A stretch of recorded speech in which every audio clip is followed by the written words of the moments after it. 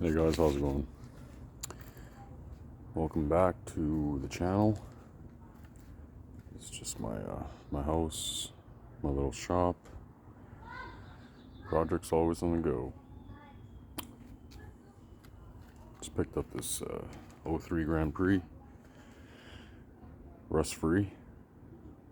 You don't see these cars rust free up in Canada anymore. So, anyways, today's video, I'm going to talk about my G body, my '87 Monte Carlo. As you can see, she's a work in progress. Just finished. I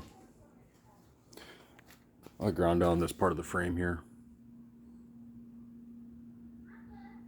Put on some black trim-clad rust paint.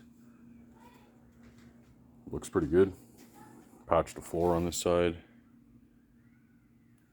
Put some trim-clad over top. Use the brush on stuff, it's a lot more thicker. But this video is just going to be a quick how-to on dash removal for, I guess, any type of G-body, for that matter. I have to change my windshield in this one, so pull the dash back. I mean, I would like to get a dash, but it's not a priority right now. They'll still do. But anyways, so I'll give you a walkthrough process on what to do. I always recommend get a Ziploc baggie, put your bolts in it, screws, whatever. This way you know, this belongs to the dash. So I got it this far. It's out far enough where the windshield guy can, get in there. So first off was what I did was drop the steering column, and then you go to your gauge cluster here, and there'll be 5.5 millimeters and 10 millimeter bolts all around. Pull those out. Then don't forget your speedometer cable back here. There's a little clip. Click it, pop it, comes right out. Headlight switch, just pull that off. This one here is for, what the hell is that for? I forget, but you'll see. Anyways, so start with your gauge cluster. Get those out, 10 millimeters, possibly 7, and then 5.5 for the actual cluster itself. They're just tiny little bolts. And then from there, once you disconnect your column, obviously, I forget what size bolts they were because I already had it disconnected because I was already doing all this stuff here. So then on top of the dash, while it's in place, you got one hole there and one there. Then you got 2 on the other side too. Those are 7 millimeters. So pull all 4 of those out. And then once you get to that point, if you have a radio aftermarket deck, whatever, pull that out. Just disconnect your wiring, just like I did there. And then right underneath or above the column here, sorry for shitty lighting, but up in here there'll be one 13 millimeter bolt. It holds up a metal plate right here.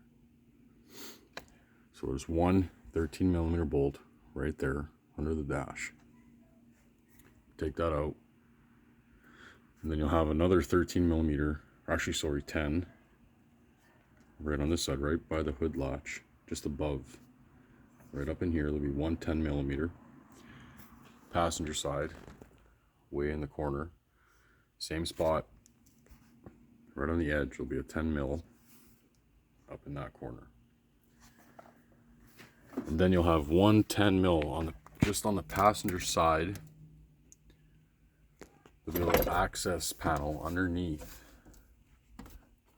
this part here, underneath where the stereo goes, towards the back. Be a little cut in the dash, and then you'll see a 10 millimeter bolt up in there. Pull that out, and literally that's pretty much all of it.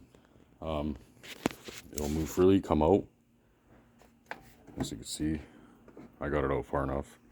The only thing holding it in right now is the e-brake cable. I was gonna pull this guy off. It's just underneath here. You just unhook. There's a hook, or the wire just wraps around the lever. So disconnect that if you want to fully pull it out. And don't forget all your wiring. You'll have well, actually, there we go. My bad. But yeah, if you see right there, you can see that where the yellow and black and that lever, there's the wire to the lever. Disconnect it from there, pull out the brake release, and then it'll come loose. But all your wiring here in the fuse box, there's 2 screws.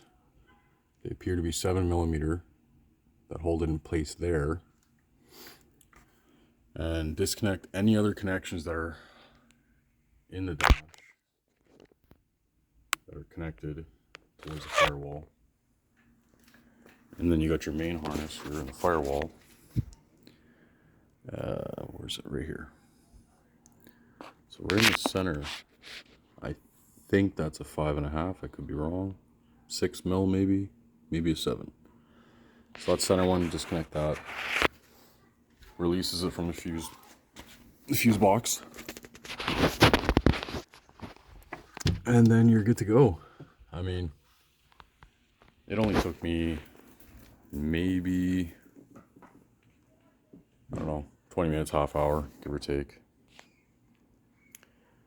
But that's the process for removal and reverse for installation. And yeah, hope this, if you have any questions, you know, throw down a comment. I'll help you out the best I can. And yeah, my cluster didn't have attack because this is an LS car, so it didn't come with attack like the SS do. So just watch for wiring and everything, but very important, your speedometer, you're going to want to, there's 3 5.5mm bolts, or screws, sorry. Take those out. I got it right here actually.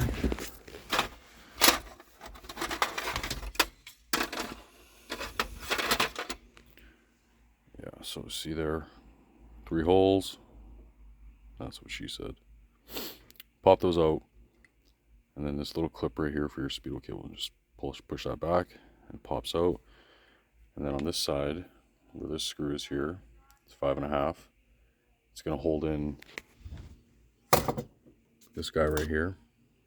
Disconnect that. And like I said, headlight switch. This was for the defrost. I tried to pull it disconnected from this switch here, but yeah, it just yanked the whole thing out. It's not broken, but works fine. And then here, the 4 10mm bolts. That actually holds in the back half of the cluster. So this guy right here. So I left these in so it can all come out without taking any of these, and so it's just basic. For this guy, you're gonna have 7 screws. Phillips head. Be 3 on top and 4 on the bottom. I guess I should have started with that. You take that off before you take anything else off, before you drop your steering column. So yeah, any questions, you know, throw them down in the comments, like, subscribe, and we'll see you on the next. Thanks.